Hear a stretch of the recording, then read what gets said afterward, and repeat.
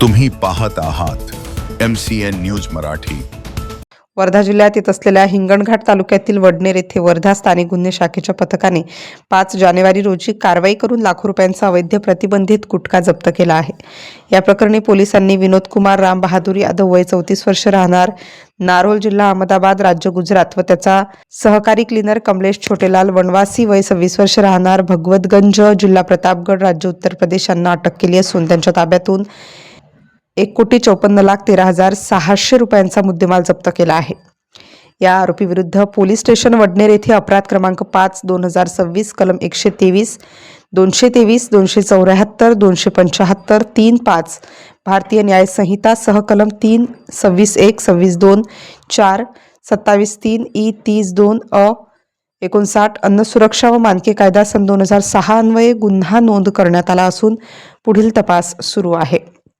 सदरची कार्यवाही वर्धा जिल्हा पोलीस अधीक्षक सौरभ कुमार अग्रवाल, अप्पर पोलीस अधीक्षक सदाशिव वाघमारे यांच्या मार्गदर्शनात पोलीस निरीक्षक विनोद चौधरी, अन्न सुरक्षा अधिकारी पीयूष मानवतकर, पोलीस उपनिरीक्षक बालाजी लालपालवाले, विजयसिंग गोमलाडू, राहुल इटेकर, प्रकाश नागापुरे यांच्या पथकाने यशस्वी पूर्ण केली।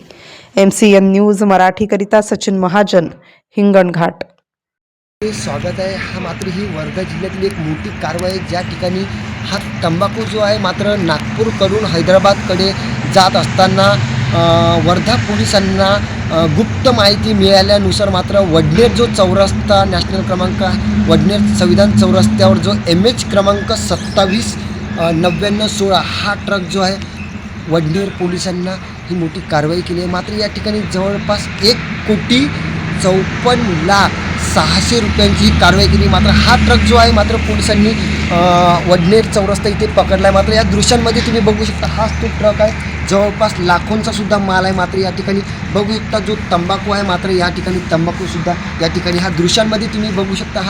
ही जी कारवाई आहे ही वर्धा पोलिसांची जिल्हा पोलीस अधीक्षक यांनी ही मोठी कारवाई आहे मात्र त्यांच्या पथकाने ही मोठी कारवाई केली आहे। मात्र या ठिकाणी जे आहे पुढील तपास जे आहे मात्र वडनेर पोलीस स्टेशनचे API पाटील सर म्हणून या स्थानिक गुन्हे पोलिसांची ही कारवाई करीत आहे। मात्र MCN न्यूज करता सचिन महाजन, हिंगणघाट, वर्धा।